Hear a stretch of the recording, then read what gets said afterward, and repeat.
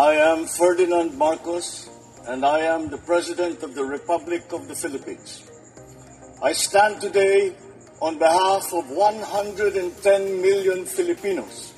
Puntahan ko naman po, Mr. President, ang edukasyon. Noong pong nakaraang taon, you ordered DepEd to rationalize ang senior high school curriculum. Now, Senator Jinggoy wants to scrap it.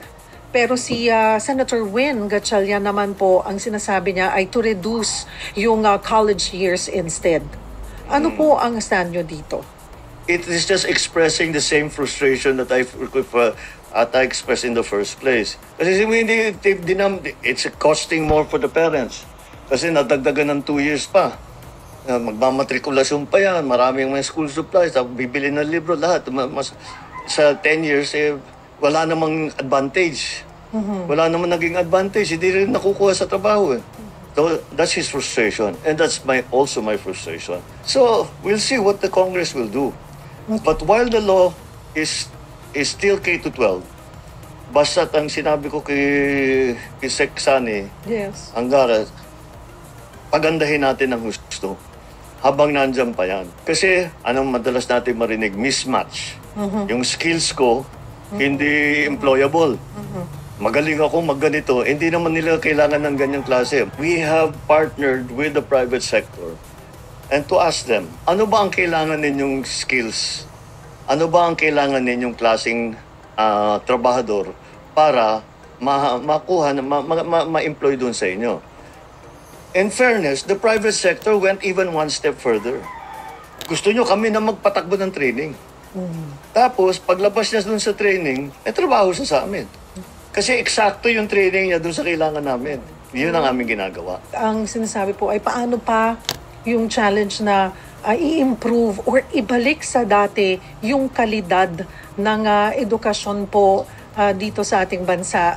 Kanina, when we were on our way here, ay pag-usapan namin ng aking producer na noong panahon namin, 80s, pag may labanan sa ang iba't ibang eskwelahan, pag private ka, nangangatog ka or may worry ka na pagkatapat mo ay public school dahil napakagagaling. No. At yun ang paano po, and that was during your father's time. So, paano po, ano ang marching orders nyo, habilin nyo kay Secretary Angara na itaas natin yung kalidad ng edukasyon pa para kasi lately nahuhuli tayo.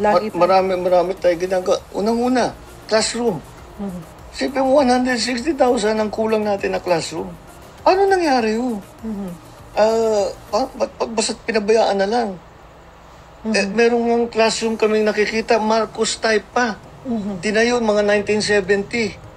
Dapat yung mga classroom na yun, 20-30 years lamang ang lifetime. Dapat ayusin yan after. Pero hanggang ngayon, ginagamit pa. Pinabayaan talaga ang education. That's what happened. There was no effort to help the education. Kaya yung mga grade, yung mga rating natin sa especially STEM subjects, pababa ng pababa. Tapos hindi marunong magbasa. When I first became governor, pinag-inspeksyon ako sa eskwela. Ang ginagawa ng teacher, kung ano-ano binibenta sa estudyante. Tinanong ko, alam mo, ako, para sa akin, hero ang mga teacher. So tinanong ko sa kanila, bakit ganyan? Bakit imbis na nagtuturo ka? Sabi niya, may pamilya din ako eh. Yung sweldo ko hindi pa dumating. So, my first act as congressman of the 2nd District of Ilocos Norte was to create teachers cooperatives for every town. Parang savings and loan. Para hindi ka mag 5-6, malulubog ka sa utang. Kahit papaano merong nagsusuporta sa'yo. So, that's the key. I found out that's the key. Support the teachers. Just support the teachers. Basta you support the teachers. So, one of the things that we did, binawasan natin ang kanilang administrative duties. Then we hired many more teachers. And then we have put in place a program for the retraining, re-education of our teachers. Kasi maraming bagong nangyayari. So maraming bagong teknolohiya that they have to learn about. So support the teachers. That's number one. We have entered into a program to rebuild and to build more school buildings, ginawa na namin PPP. Kasi kung gobyerno lang ang gagawa, pakaunti lang ang magagawa natin. But again, in fairness to the private sector, very cooperative sila. Naglalabas talaga sila ng pera. Very willing sila na tumulong. There's another problem. May performance audit at the end of the year para sa mga teacher. So pag sinasabi, kalahati ng klase mo, bagsak, mahina kang teacher. Bababa yung performance audit mo. Kung 90% ang pinasa mo, magaling na teacher ito. So kahit na hindi marunong magbasa, ipasa mo na. Yun ang nangyayari. It's just a practical thing. Pero we will remedy that. The performance review is not going to be based on that. It's going to be based on the students' actual performance in tests. Magpapasukan na ulit, Mr. President. Siguro po maikling mensahe na rin para sa ating mga mahal na guro. Basta't ang mga guro, kayo mga idol namin, kayo yung mga bayani para sa akin, asahan ninyo na alam ko na mapakabigat ng inyong trabaho. I always say, the public school teachers are the hardest working public servants in the whole of government. Magalit na sila lahat sa akin, but I believe that. They really are the most busy. Ang daming ginagawa kahit wala na sa job description nila kung ano nila ginagawa. They're leaders of their communities. They take care of our children. My God, this is we have to support them. Kaya ang ating mga guro, asahan ninyo dito sa administrasyon na ito, kayo ang pinupuri namin. Kayo ang nagbibigay ng dangal sa ating educational system. Tutulungan namin kayo hanggat maaari para yung ating mga kabataan na minamahal natin lahat ay maging magaling, maging matalino, at maging marunong. Puntahan ko po ang malapit sa sikmura ng lahat ng mga Pilipino, ang 20 pisong presyo po ng bigas. Sa huli niyo pong podcast with Katunying, sabi niyo nga, watch us sustain it. Sure. Paano po nagagawa ito ng gobyerno? Through subsidy? Magkano po? There is a lot, maraming factors ito. Concentrated kaagad sa production side. So, baka hindi alam nga ng tao, in 2023, we had the largest crop of palay in the history of the Philippines. In 2024, nalampasan na natin yun. In 2025, we predict lalampasan na naman natin yun. So our production is slowly going up. Since our production is already going up, bababa ang cost of production. Since bababa ang cost of production, ang pagbenta, kung bibili ang NFA, ang pagbenta ng NFA, pababa ng pababa. That's why I'm so confident masabi sustainable. Kasi basta ipatuloy natin, magbigay tayo ng makinarya sa farmer, pagandahin natin lahat ng irrigation natin, mag-research tayo sa IRI, sa UPLB, kung ano yung magagandang bagong variety, ano yung mga planting techniques ng mga bago, para gumanda ng production side natin. Pagka gumanda ng gusto yung production side natin, may bababa natin. Wala nang subsidy. Magagawa po kaya yan bago matapos ang inyong termino? Magagawa yan. We did it before already. Nag-export na tayo ng bigas eh. So why not do the same thing again? It's really, you help the farmers. Ang kinakatakutan ng iba, pag masyado nang mababa ang presyo ng bigas, paano naman yung mga magsasaka natin? Yun po ang sinasabi kasi yung mga ang gusto nila, ang mga farmers natin ngayon, dinadala talaga sa NFA ang mga palay nila dahil nabibili daw po ito ng mga 17 to 18 pesos. Hindi po ako nagkakamali. Sa mga traders, sa private, ay nasa 11 to 12 pesos na talagang kaya ayaw nila. Paano nyo po tinutugunan or tutugunan yung ganitong problema na hindi rin makawawa o malugi ang ating mga magsasaka? Napakahirap na maging magsasaka. Ang hirap na buhay yan. Ang bigat ang trabaho niyan. Nauubos yung tumatanda ka na maaga dahil sa nagsasaka ka. We have to support them. So, kahit ano pa ang mangyari sa presyo ng bigas na ipinagbibili natin sa mga palengke, hindi natin ibababa ang buying price ng NFA. Never bababa yan. Sa kadiwa ng Pangulo, available po ang 20 pesos na na bigas. Pero ang apela po siguro or paabot ko na rin po sa inyo, Mr. President, na sana mas madami daw na kadiwa stores o kadiwa ng Pangulo ang nasa kanilang mga lugar.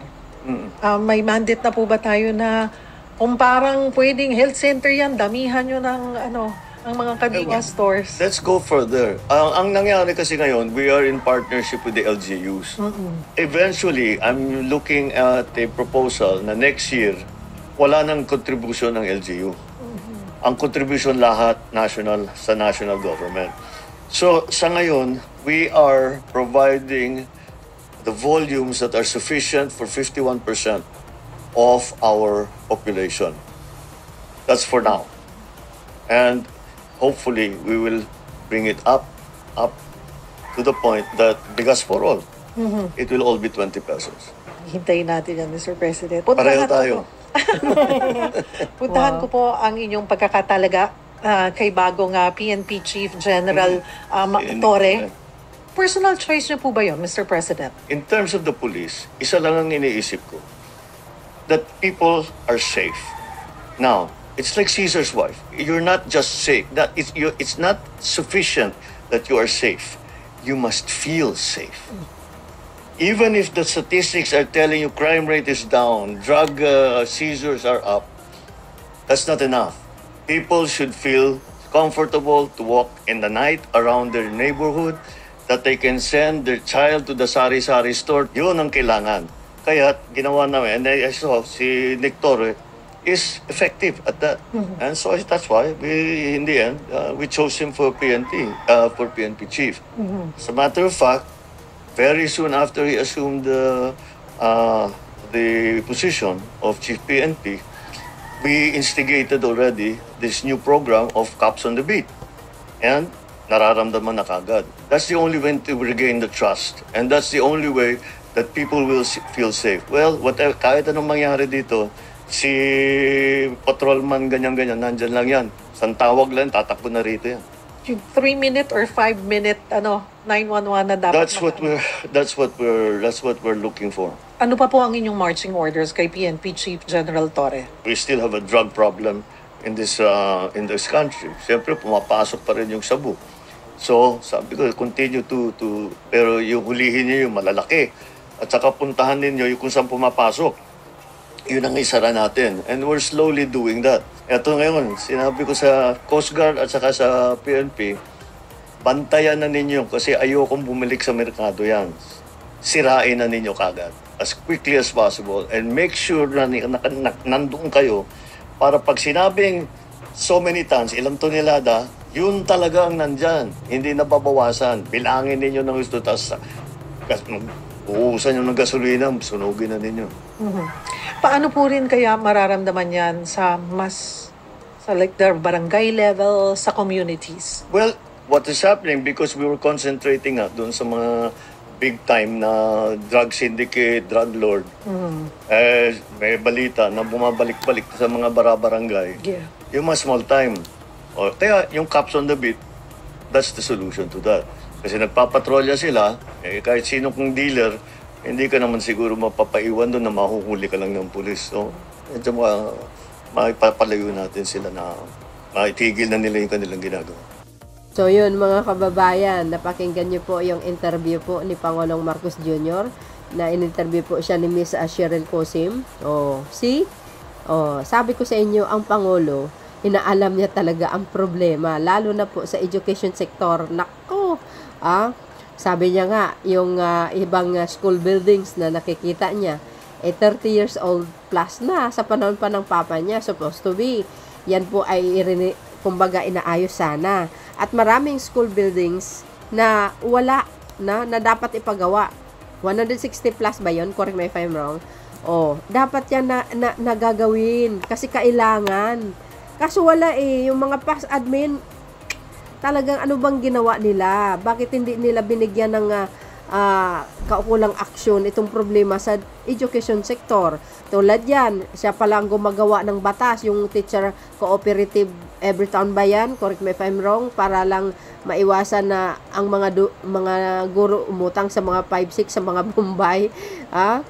siya pa lang nag-create ng batas na yan nung siya ay naging congressman. Biro nyo yun, guys. Ang Pangulo nakita ang problema. Kaya ngayon, sa kanyang pamumuno, mga kababayan, for sure, lahat yan matutugunan. Ang nakakalungkot lang po, kasi naglagay po siya ng sekretary ng 3 taon, wala po nangyayari, 'di ba? Sa panahon ni Sara Duterte, may nangyari ba na improvement sa education sector? Wala po eh. Kawawa ang mga guro. Ngayon nakita niya, tinanggal niya yung mga administrative duty ng mga guro at nabigyan po talaga ng sapat na tulong ang mga guro. Kung nakikita niyo sa mga video natin guys, in-upload natin, mga guro nagpapasalamat kay Pangulong Marcos Jr. Lalo na rin po dito sa K-12. O talagang pasakit po yun, no? Sa mga mahihirap nating mga kababayan tulad ko. Yung K-12 talaga, kung tutuusin, dapat nga tanggalin. In my own ano lang guys kasi, ang sabi kasi, yung turo po ng, ang turo po ng 4th year high school, halos same daw sa 11 and 12, di ibig sabihin, same lang din. So, sana, sabi ng Pangulo, nasa kongreso na po yun, na sana po, may masolusyonan kaagad. Parang nang sa ganun matanggal, di ba? Yung K-12 yan. Okay lang yun sa mga mayayaman kasi hindi sila naghihinaing dahil marami silang perang pambayad. Yung mga mahihirap na tulad ko, kawawa talaga. So kung saan nakikita nyo guys, sa sinabi ng Pangulo, parang ang dating palpak baga, no? Dapat kailangan hindi na maitapatupad yan. Bakit? Maraming umaasenso guys na walang K-12 before, di ba? O gumanda ang buhay nila. Tapos isa pa mga kababayan, sa ngayon makikita natin ng Pangulo very hands-on tumulong sa ating mga guro. Kaya nagbibigay ng mga laptop, tablet, smart TV para magagamit nila. Tapos nag-hire ng maraming teacher, no, para gumagawa sa ibang gagawain ng mga teachers. Kasi sabi niya, ang gusto niya, mga guro, focus lang sa pagtuturo. Kasi mga kababayan, itong mga nakaraan pa, dekada na guys, sa totoo lang, ang Pilipinas talagang hindi siya makakakuha ng malaking trophy sa international competition. Sa totoo lang, kulilat ang Pilipinas, i-research nyo. Wala eh. Kawawa tayo. Kaya may yung iba nga hindi marunong magbasa, mag-English. Mga kababayan, ng panahon po namin, talaga naman grabe. Grade 1 pa lang ako, puro English. Kaya ako, Sus Maria Josep, kahit papano, marunong tayo ng konti. Konti talaga. So, dahil dito mga bes, maganda itong interview ng Pangulong Marcos Jr. Hanga ako talaga sa kanyang pamumuno. Ang gusto ko lang higit sa lahat sa kanya guys, ini-inspection niya ang bawat ahensya ng gobyerno. Bakit? Kasi inaalam niya, lalo na sa malalaking proyekto. Talagang inaalam niya, minumonitor niya. Kung nakita niya, bumababa siya talaga Hindi siya nagpapalaki ng tiyan sa Malacanang, natutulog sa Caloocan. Hindi. Ang Pangulo talagang umiikot siya, mga kababayan, sa totoo lang. Yun po maganda. Maganda itong ginagawa niya. Bumababa siya, nag-inspeksyon sa bawat ahensya ng gobyerno. Iwas korupsyon ng mga sekretary kasi pag ang mga sekretary niya ay may nakita siyang korap, ay tanggal ka agad. Totoo yan. Walang patawad. Sabi niya nga, kahit kaibigan ko pa yun yun ang maganda. Kaya hanga ako sa kanyang pamumuno. Ako'y nahihinayang kasi kulang ang 6 years. Pag ito nadagdagan ng gusto, ang kanyang termino, panigurado ka mga kababayan. Maganda yan. Maraming mababago ng husto.